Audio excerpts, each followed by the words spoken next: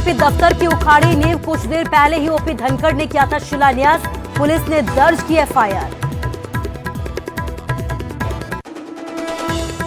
जींद में निजी स्कूल संचालक की सरेआम गोली मारकर हत्या, परिजनों ने शव को सड़क पर रखकर जींद पटियाला हाईवे किया जाम। 2 साल पहले मृतक के बेटे को चाकू मारकर उतारा गया था मौत के घाट। कृषि बिजली सब्सिडी पर केंद्र का नया फरमान, सब्सिडी घटाओ ज्यादा कर्ज पाओ, नंबर ज्यादा होने पर मिलेगा ज्यादा फायदा, सभी राज्यों को लिखा खत। समन के बावजूद भी एसआईटी के सामने पेश नहीं होंगे प्रकाश सिंह बादल, अकाली दल ने खराब सेहत का दिया हवाला। कोटकपुरा गोलीकांड की जांच कर रही टीम ने 16 जून को किया है तलब। हरियाणा में आज से सुबह 9 बजे से रात के 8 बजे तक के लिए बाजार पूरी तरीके से खुले, खत्म हुआ ऑड-इवन का फॉर्मूला, सरकार ने जिम खोलने की भी दी इजाजत। हिमाचल में भी आज से कोरोना बंदिशों में थोड़ी रियायतें, राजधानी शिमला में सुबह से ही सड़कों पर नजर आया भारी ट्रैफिक, इंटर स्टेट बस सेवा भी हुई बहाल।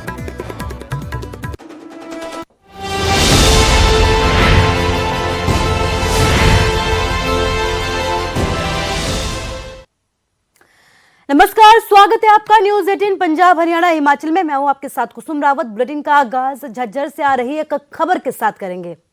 झज्जर में किसानों पर एफआईआर दर्ज की गई है। करीब 50 से 60 किसानों पर मामला दर्ज किया गया है। किसानों ने बीजेपी दफ्तर की नींव उखाड़ी थी, जिसके बाद ये पूरी कार्रवाई की गई है।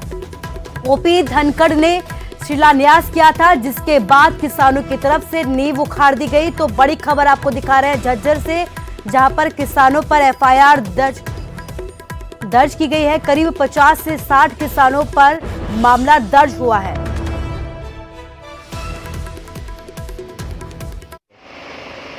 50-60 लोगों के खिलाफ अभियोग अंकित किया गया है। इनमें कुछ बाई नेम भी है? हाँ, कुछ लोग बाई नेम है और बाकी अन्य है। तो क्या आगे कार्रवाई क्या की जाएगी? कार्रवाई अभी तफ्तीश चल रही है, मुकदमा दर्ज किया जा रहा है, अनुसंधान जारी है। जैसे तथ्य होंगे उसी हिसाब से आगे कार्रवाई। कोई अरेस्टिंग हुई है अभी तक? अभी कोई अरेस्टिंग नहीं है। टकराएगा, किसानों से टकराएगा। इसका नजारा आपने हम दिखा रहे हैं। देखो, ये तुर्क की मिट्टी पड़ी हुई है और ये बांटता हुआ टेंट इस बात का गवाह है। धनखड़ हमारे साथ फोन लाइन जुड़ गए हैं। प्रदीप, 50 से 60 किसानों पर केस दर्ज किया गया है, क्या कुछ कहना है पुलिस प्रशासन का, क्योंकि पहले ही गृह मंत्री की तरफ से भी चेतावनी जारी कर दी गई थी? जी बिल्कुल कुसुम, इस मामले में 50 से 60 किसानों के खिलाफ मामला दर्ज किया गया है। फिलहाल पुलिस पूरे मामले की जांच में जुटी हुई है और ये कहा जा रहा है कि जल्द ही इनकी गिरफ्तारी के प्रयास भी शुरू किए जाएंगे। मैं बताना चाहूंगा कि कल ओम प्रकाश धनखड़ जो प्रदेश के अध्यक्ष हैं बीजेपी के, वे यहाँ पर शिलान्यास करने पहुंचे थे और शिलान्यास में अपने हाथों से उन्होंने ईंटें लगाई थी, जिसके बाद किसान यहाँ पर प्रदर्शन करने के लिए पहुंचे। किसानों ने नींव में लगाई गई हर एक ईंट को उखाड़ कर फेंक दिया। साथ ही किसानों ने यह भी कहा था कि वे किसी एफआईआर से नहीं डरते हैं और वे अपना आंदोलन जारी रखेंगे। बीजेपी के नेताओं का विरोध भी आगे भी जारी रहेगा। इस मामले में फिलहाल 50 से 60 लोगों के खिलाफ मामला दर्ज किया गया है और इतना ही नहीं, कई किसान नेताओं के नाम भी इस एफआईआर में दर्ज किए गए। जी प्रदीप, इस तमाम जानकारी के लिए आपका शुक्रिया। तो जल्द से जल्द गिरफ्तारी का दावा किया जा रहा है। 50 से 60 किसानों पर केस दर्ज किया गया है। कहा यह जा रहा है कि बीजेपी दफ्तर की इन लोगों ने नींव उखाड़ी थी, जिसके बाद ये पूरी कार्रवाई की जा रही है।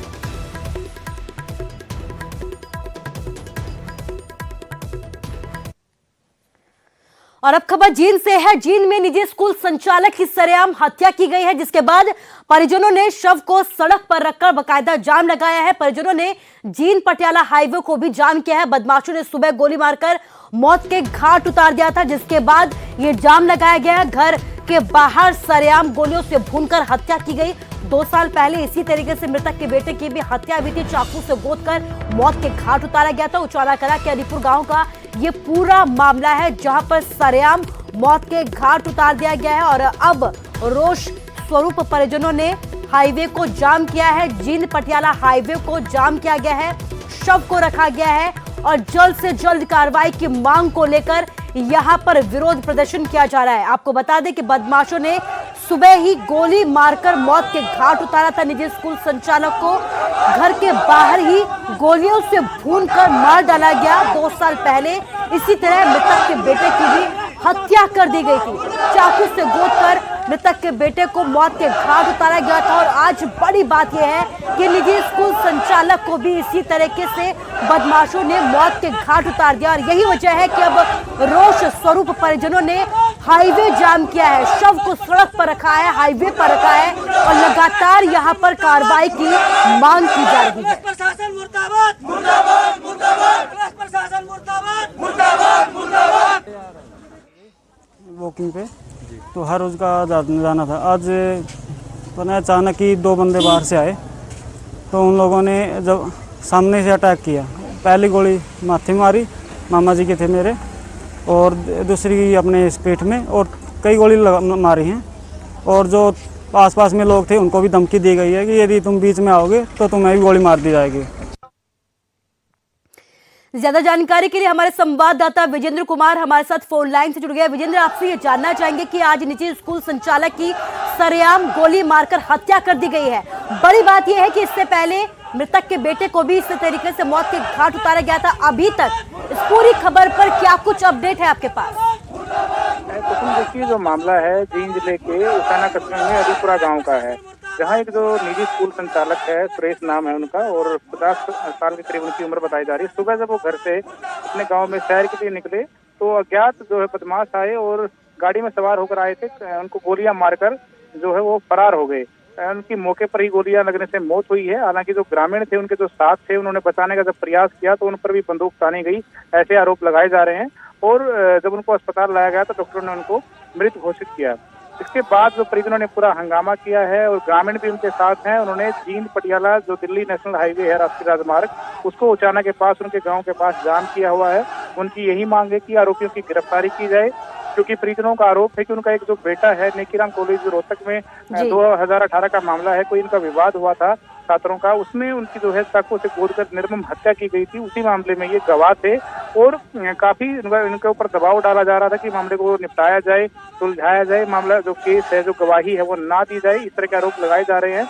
और जब ये नहीं माने, अपने बेटे के कातिलों को सजा करवाना चाहते थे, तो इनको भी जो है मौत के घाट उतार दिया गया। एक ही घर में 2-2 हत्याएं हुई हैं 3 साल के अंतराल में। ग्रामीणों में इसी बात का गुस्सा है और हालांकि पुलिस मामले को निपटाने की कोशिश कर रही है, समझाने का प्रयास कर रही है, क्योंकि शव को चारपाई पे रखे जाम लगाया गया है। दिल्ली जो पटियाला नेशनल हाईवे है उस पर शव रखा गया है चारपाई के ऊपर, और डीएसपी मौके पर पहुंचे हैं। कोशिश हो रही है, मान मनोबल हो रहा है और पुलिस ये कह रही है कि गिरफ्तारी जल्द की जाएगी। फिलहाल देखना होगा कि गिरफ्तारी कब होगी, लेकिन पूरे गांव के अंदर रोष है, क्योंकि 3 साल के अंतराल में ये 2 निर्मम हत्या होना बाप बेटे की एक बहुत बड़ी बात है। जो बदमाश है वो बड़े बेखौफ नजर आ रहे हैं। जी, बदमाश बेखौफ है। एक ही घर में 2 लोगों की हत्या हो जाती है। यही वजह है कि इस तरीके के रोष प्रदर्शन की तस्वीरें सामने आ रही है।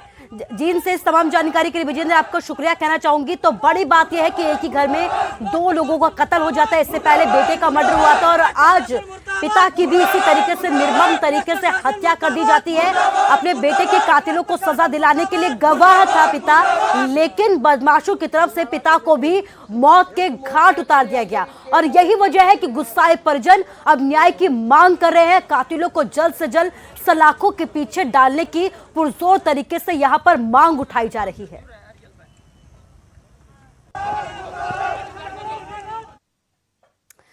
और ग्रेटर नोएडा में करोड़ों की चोरी के मामले में अब तक यूपी पुलिस ने गुरुग्राम पुलिस से संपर्क नहीं साधा है। दरअसल जिस घर में चोरी हुई वो राममणि पांडे और किसले पांडे का बताया जा रहा है। दोनों के खिलाफ 2019 में गुरुग्राम के उद्योग विहार थाने में एक निजी कंपनी से अवैध वसूली और ब्लैकमेलिंग का मामला दर्ज किया गया था, जबकि इस मामले में राममणि पांडे को गिरफ्तार भी किया गया था और कोर्ट से जमानत भी मिल चुकी है।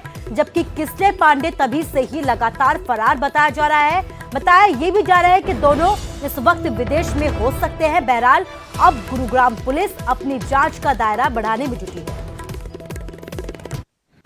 ग्रेटर नोएडा के डेल्टा 1 सिल्वर सोसाइटी में करोड़ों रुपए की चोरी के मामले में एक के बाद एक नए खुलासे हो रहे हैं। जिस घर में ये चोरी की गई वो घर एक किसले पांडे और राममणि पांडे का बताया जा रहा है, जो अपने आप को सुप्रीम कोर्ट का वकील बताते रहे हैं। ये दोनों ही इस वक्त देश में नहीं है, इस तरह की जानकारी भी सामने आ रही है। लेकिन इन दोनों का इतिहास भी कोई बहुत ज़्यादा अच्छा नहीं है। इन दोनों के खिलाफ दिल्ली और गुरुग्राम में भी कई मामले दर्ज हैं। गुरुग्राम की एक कंपनी ने 2019 में ही गुरुग्राम के उद्योग विहार में इन दोनों के खिलाफ भी एक मामला दर्ज कराया था, जिसमें यह आरोप लगाया गया था कि इन दोनों पिता पुत्र ने मिलकर इस कंपनी के साथ धोखाधड़ी और जबरन वसूली करने की कोशिश की है। इन दोनों पिता पुत्र ने अपने आप को सुप्रीम कोर्ट का नामी वकील बताते हुए एक बड़ी कंपनी होने का दावा किया और ये भी दावा किया कि करीब 3000 वकील इनके साथ काम करते हैं। लेकिन जब इनकी असलियत पता चली तो उसके बाद कंपनी ने इन दोनों के खिलाफ मामला दर्ज कराया। मामला दर्ज नहीं हुआ, बल्कि इसमें राममणि पांडे जो है उसे गुरुग्राम पुलिस ने गिरफ्तार भी किया, लेकिन उसका बेटा किसले पांडे गुरुग्राम पुलिस की गिरफ्त से बाहर रहा और दोनों ही इस वक्त ये बताया जा रहा है कि दोनों ही विदेश में कहीं भागे हुए हैं और यहाँ पर मौजूद नहीं हैं। इतना ही नहीं, किसले पांडे और राममणि पांडे जो कि पिता पुत्र की जोड़ी है, इन दोनों के खिलाफ 2002 से लेकर के 2011 के बीच दिल्ली में भी 4 अलग अलग जगहों पर मामले दर्ज किए गए और ये मामले भी इसी तरह की धोखाधड़ी और एक तरह से ब्लैकमेलिंग करने के थे। तो ऐसे में जब इनके घर से ग्रेटर नोएडा में करोड़ों रुपए की चोरी की गई और करोड़ों रुपए की नकदी की सिर्फ चोरी नहीं हुई बल्कि काफ़ी संख्या में सोना भी चोरों ने चोरी किया था, तो अब उसके बाद अब ये पुलिस जो है इस जांच में जुटी है कि कहीं ये पूरा मामला ब्लैक मनी से जुड़ा हुआ तो नहीं है। इतना ही नहीं, ग्रेटर नोएडा में इस बात का खुलासा होने के बाद अब गुरुग्राम पुलिस भी कुछ और पहलुओं पर जांच कर सकती है, क्योंकि जिस तरह की चीज़ें सामने आई है तो गुरुग्राम पुलिस भी अपनी जांच का जो दायरा है उसको बढ़ा सकती है। धर्मवीर शर्मा, न्यूज़ 18 गुरुग्राम। खबर सिरसा से है, जहां बारिश के बाद वाटर लॉगिंग की समस्या से लोग परेशान हैं। शनिवार और रविवार को तेज बरसात के बाद शहर के कई इलाकों में जल भराव की समस्या उत्पन्न हो गई। इस जल भराव से इलाकों में रहने वाले लोगों को काफी समस्याओं का सामना भी करना पड़ा। जल भराव की स्थिति जानने के लिए सिरसा के उपायुक्त अनिश यादव ने शहर के विभिन्न इलाकों का दौरा भी किया और ये आश्वासन दिया है कि जल्द से जल्द इस समस्या का समाधान कर लिया जाएगा।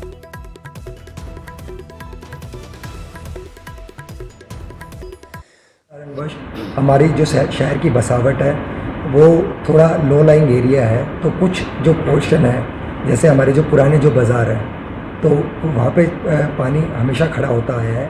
इसके लिए हमारी तरफ से जो एक्शन पब्लिक हेल्थ है जिनके पास में पूरा ड्रेनेज का सिस्टम है जो उसकी देख रेख कर रहे हैं, मेरे द्वारा एक्शन पब्लिक हेल्थ के द्वारा और EUMC के द्वारा मौके का निरीक्षण करा गया।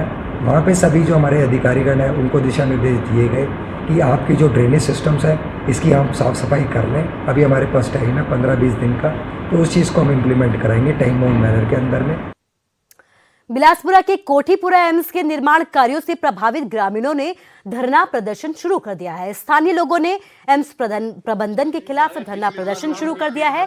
स्थानीय विधायक रामलाल ठाकुर ने भी इस मामले को लेकर यह ऐलान किया है कि अगर सरकार ने जल्द से जल्द ग्रामीणों की मूलभूत मांगों को पूरा नहीं किया तो वे भी जनता के साथ प्रदर्शन में शामिल हो जाएंगे।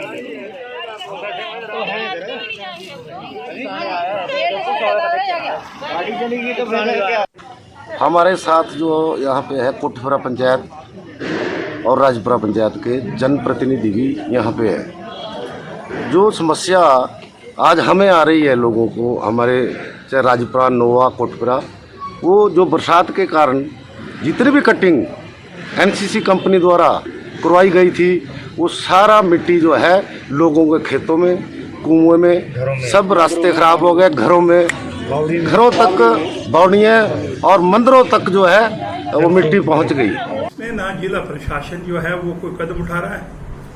जिला प्रशासन का मेरा मतलब ये है कि ये जब कहीं धरना दिया जाता है तो पुलिस को भेज देते हैं। आज भी पुलिस भेज दी, पर जब लोगों का नुकसान होता है तो जिला प्रशासन जो है ना एक कोई भी कदम नहीं उठाता।